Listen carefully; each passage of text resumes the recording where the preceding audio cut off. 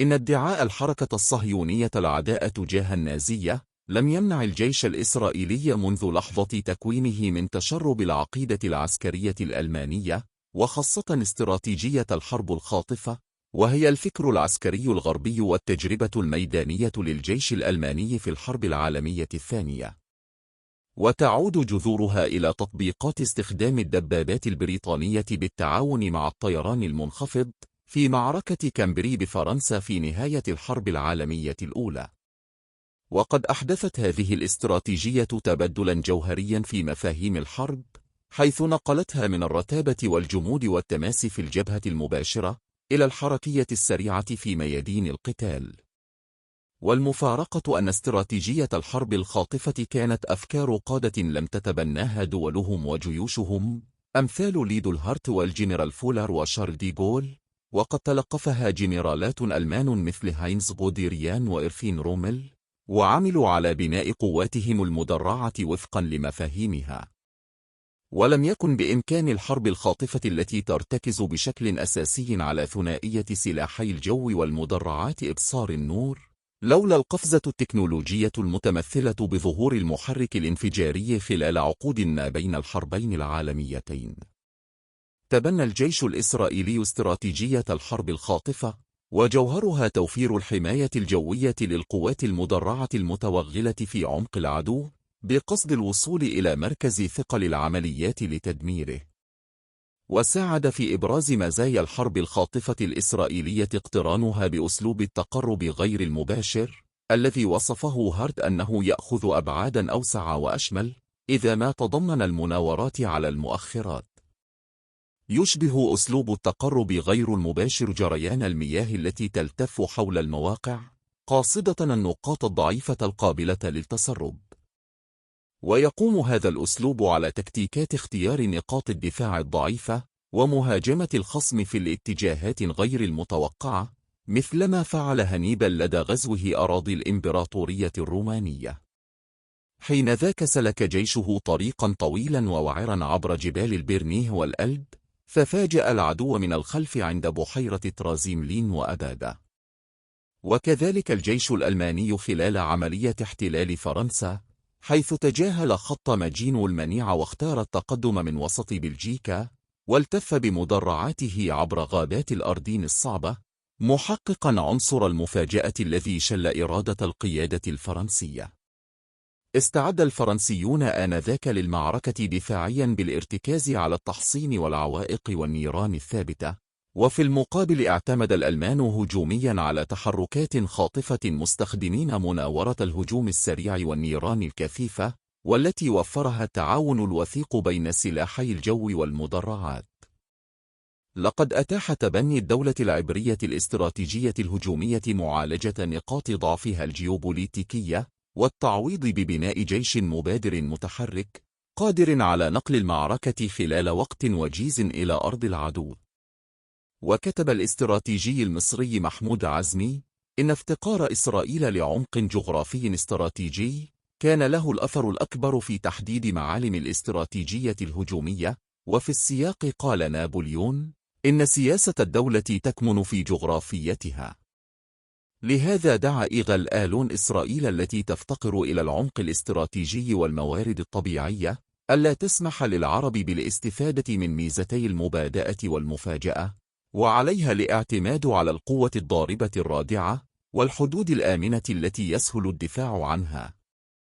إن الروح الهجومية لدى العسكرية الصهيونية سابقة على ولادة الكيان الصهيوني، فمنذ ثلاثينات القرن الماضي استبدلت منظمة الهاغانا نظرية السور والبرج الدفاعية بمفاهيم هجومية. حصل ذاك التحول بفعل تطور القدرات القتالية للهاغانا، وتزايد الهجرة اليهودية إلى فلسطين، ونشوء قوى عسكرية رديفة، مثل وحدات حماية المستوطنات والمفارز الليلية التي حظيت بدعم الاحتلال البريطاني. ويعتبر العام 1937 محطة مفصلية في تطور الفكر العسكري الصهيوني، حيث عمل إسحاق سديه على نبذ فكرة الدفاع الثابت، وتبنى عقيدة هجومية مرتكزها تنظيم الدوريات خارج أسوار المستوطنات، والقتال الليلي ونصب الكمائن والغارات على القرى العربية. وقد أكسبت تلك النشاطات القتالية رجال الهاغانا مهارات تكتيكية ميدانية، ودربت قادتها على امتلاك روح المبادرة التي غدت إحدى مزايا العسكرية الصهيونية لاحقا. وكان سده يحبذ قتال العصابات ويميل إلى فكرة بناء جيش الكوماندوس، ويعتبره كثيرون من الإسرائيليين أبا لعقيدة القتال الحديثة، ومعلما للجيل الأول من الضباط والمحاربين الصهاينة. وتأثر العديد من قادة الهاغانا بأفكار إسحاق سديه، ومن بينهم الجنرال موشيه دايان، الذي عبر مراراً عن عدم فعالية القوات النظامية التي تعمل وفقاً للأساليب الروتينية، وتفضيله مفهوم جيش الكوماندوس. الخصائص الجغرافية والديمغرافية والاقتصادية للكيان الصهيوني حكمت آليات صياغة الاستراتيجية العسكرية الإسرائيلية، وبقول بن غوريون: نحن دولة صغيرة لا نستطيع أن نخوض حروبا طويلة، ولا نستطيع أن نسمح بدخول جيوش غازية إلى أرضنا، لذلك يجب ألا يبدأ الخصم بالحرب. مهد هذا القول الطريق أمام انبثاق العقيدة القتالية للجيش الإسرائيلي، وأهم مكوناتها اعتماد استراتيجية الحرب الخاطفة، وتجنب حروب الاستنزاف الطويلة. ثانياً، نقل المعركة إلى أرض العدو، وإبعاد نيران القتال عن العمق الإسرائيلي.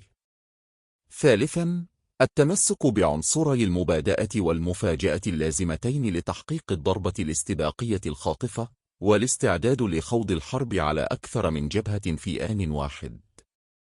إنفاذاً لهذه العقيدة، كان الجيش الإسرائيلي يضع نصب عينيه ضرورة نقل الحرب إلى أراضي الأعداء، وحسمها بالسرعة القصوى عملاً بقول سينيزي: إذا قررنا شن الحرب، لا بد أن تكون خاطفة وحاسمة. هذا المعطى ضروري للغاية بالنسبة إلى الجيش الإسرائيلي، لأنه بحسب وصف الكاتب الفرنسي جاك بينودي جيش طويل الباع لكنه قصير النفس.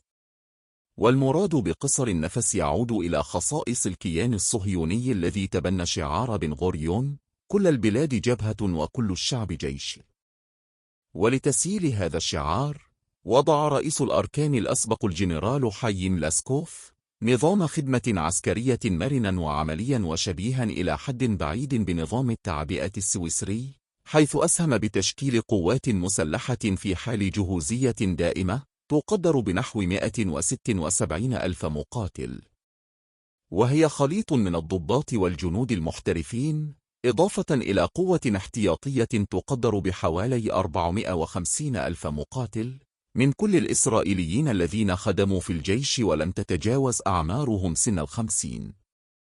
ما كان بمقدور مشروع الحركة الصهيونية امتطاء استراتيجية عسكرية هجومية، لولا توافر عدة عناصر في آن واحد، أهمها البنية المتطورة.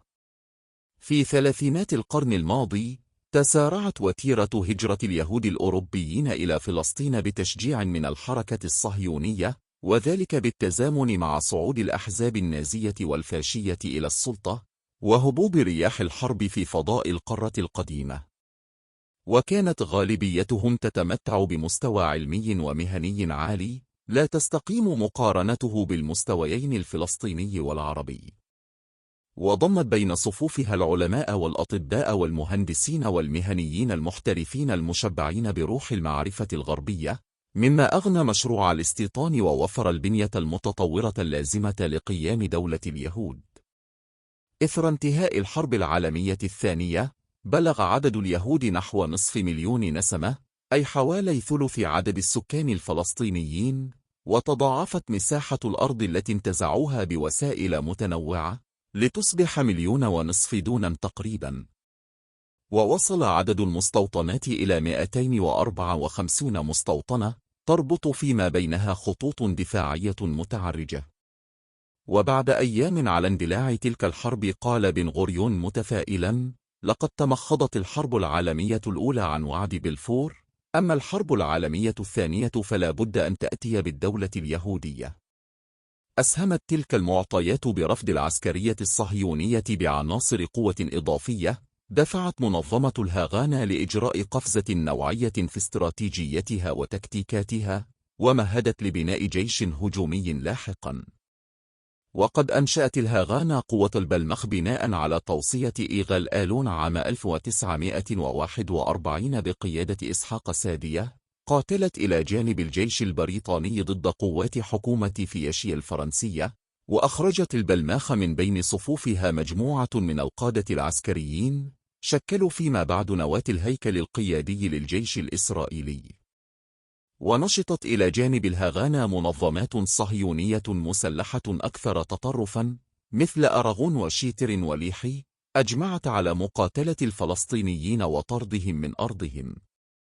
لقد شكلت الحرب العالمية الثانية فرصة ذهبية بالنسبة إلى الصهاينة، الذين استغلوها لتعزيز قدراتهم العسكرية على صعيد التنظيم والإدارة والقتال. وبذريعة تحصين الجبهة الفلسطينية أمام زحف جيوش رومل، وافقت الحكومة البريطانية في عام 1942 على عدة قرارات بهذا الخصوص، منها إنشاء كتائب مشاة يهودية مستقلة للخدمة في الشرق الأوسط، وتجنيد 2500 صهيوني للخدمة في قطاعات الجيش البريطاني. أما على مسارح العمليات في أوروبا، فقد التحق عشرات آلاف اليهود بجيوش الحلفاء لمحاربة القوات الألمانية، واكتسب هؤلاء خبرات كبيرة في نطاقات القتال البري والبحري والجوي، وبرز منهم ضباط اختصاص في المدرعات والمدفعية والهندسة والمخابرات. وعندما أعلنت الهاغانا النفير الشامل نهاية عام 1947، أتى الآلاف منهم خلال موجة الهجرة الكثيفة التي شهدها العام 1948 لينضموا إلى صفوف البلماخ وبقية المنظمات العسكرية الصهيونية. وفي السياق كتب إيغال آلون: لقد وصلت مجموعات كبيرة من المجندين إلى إسرائيل، واستدعت الضرورات الحربية نقلهم من السفن إلى ميدان القتال مباشرة.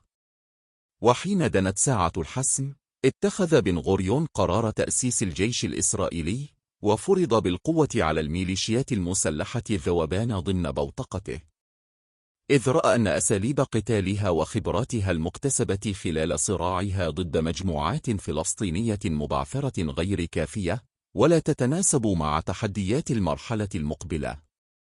والمطلوب توحيد القوى العسكرية الصهيونية وتطوير قدراتها استعدادا للاستيلاء على فلسطين. ولرفض الجيش الجديد بكوادر مجربة، فتح بن غوريون الباب أمام المحاربين اليهود في أوروبا والولايات المتحدة للالتحاق بصفوفه.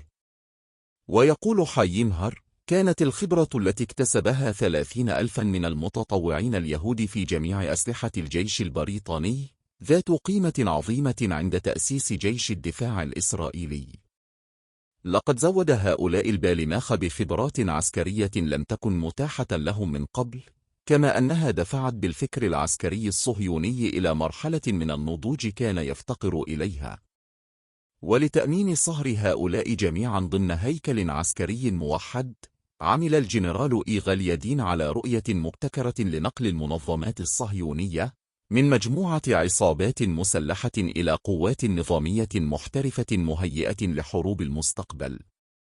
منذ البداية قايض بن غوريون بين توافر دولة عظمى تظلل الكيان الصهيوني بالرعاية الكاملة مقابل تقديم خدماته لحماية مصالحها في الشرق الأوسط. وأدرج هذه المعادلة في صلب الاستراتيجية العليا للكيان الصهيوني الذي حظي لحظة ولادته بدعم غربي شامل. في عام 1950 قدم الإعلان الثلاثي الصادر عن واشنطن وباريس ولندن تعهدا بالدفاع عن وجود إسرائيل وأمنها، حيث تكفلت كل دولة منهم في مرحلة ما بلعب دور الدولة الراعية.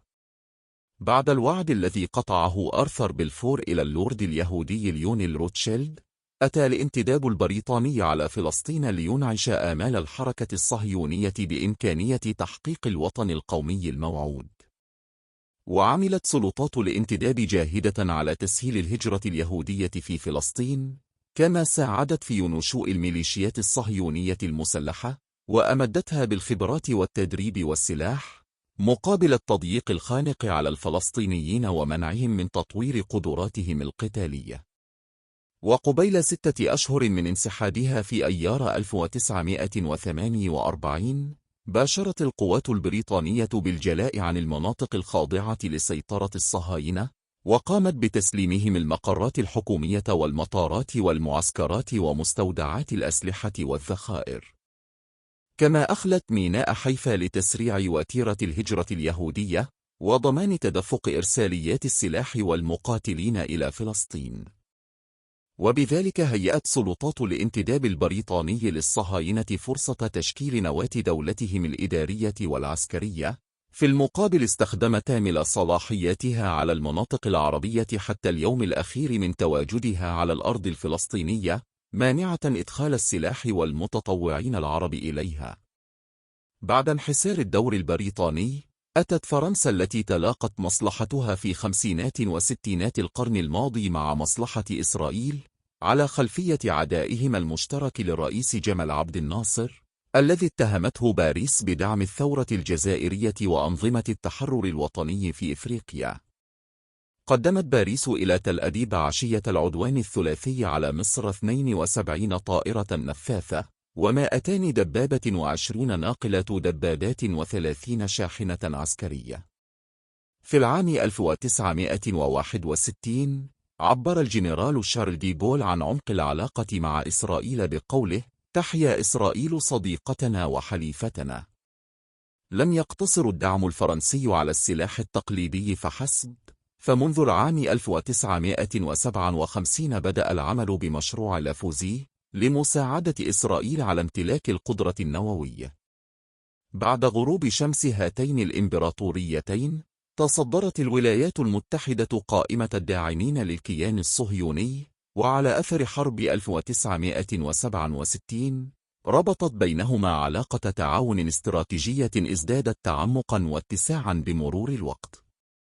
ففي آذار 1919 قال الرئيس الأمريكي ويلسون: لقد قررت الأمم المتحدة المتحالفة إلى جانب التأييد القوي لحكومتنا وشعبنا وضع الأساس للدولة اليهودية في فلسطين. وتجسد الأمر عمليا في عام 1924 في الاتفاقية الأنجلو أمريكية التي تشير إلى حق اليهود في إقامة وطن قومي فيها. وغداة انتهاء الحرب العالمية الثانية، طلب الرئيس هاري ترومان من بريطانيا السماح بهجرة 100,000 يهودي إلى فلسطين والإقلاع عن سياسة الكتاب الأبيض التي حدت من الهجرة نسبيا. فرد بن غوريون شاكرا: لم أعد أشك أن مركز الجاذبية لعملنا السياسي في الميدان الدولي انتقل من بريطانيا إلى الولايات المتحدة التي تتزعم العالم. تزخمت العلاقة بين الولايات المتحدة والكيان الصهيوني في ستينات القرن الماضي، ويقول شيمون بيريز في هذا الخصوص: بدأت الرعاية الأمريكية المباشرة لإسرائيل وضخ السلاح إليها مع تسلم جون كينيدي مقاليد السلطة. برز الدور الأمريكي جليا خلال حرب تشرين 1973، حين أقامت واشنطن الجسرين الجوي والبحري لتعويض خسائر القوات الإسرائيلية بالمعدات والذخائر، وإرسال احتياطي دبابات القوات الأمريكية على وجه السرعة إلى جبهات القتال مباشرة. حديثا صدر تقرير أمريكي بخصوص العلاقات الأمريكية الإسرائيلية يشير إلى أن الولايات المتحدة قدمت دعما واسع النطاق لإسرائيل، والتزمت بالحفاظ على تفوقها النوعي، ومنحتها مكانة حليف رئيسي غير عضو في منظمة حلف شمال الأطلسي. كما قدمت إليها مساعدات عسكرية واقتصادية كبيرة وصلت قيمتها منذ العام 1949 إلى 115 مليار دولار. ومن جهتها باتت إسرائيل قطب الرحى في استراتيجية أمريكا الشرق أوسطية، وقياسا على ديمومة علاقتهما ومتانتها لن تتوانى واشنطن عن مد تل أبيب مستقبلا بكل وسائط القتال المتطورة ما دامت مصلحتهما المشتركة تقتضي ذلك. إن التركيز على بريطانيا وفرنسا والولايات المتحدة لا يحجب مساهمة بقية الدول الغربية بتدعيم أسس الكيان الصهيوني. وفي هذا السياق، دفعت بون بعد اتفاقية لوكسمبورغ الموقعة بين تل أبيب وبون في أيلول 1952 نحو 5 مليارات دولار كتعويضات عن الجرائم النازية بحق اليهود.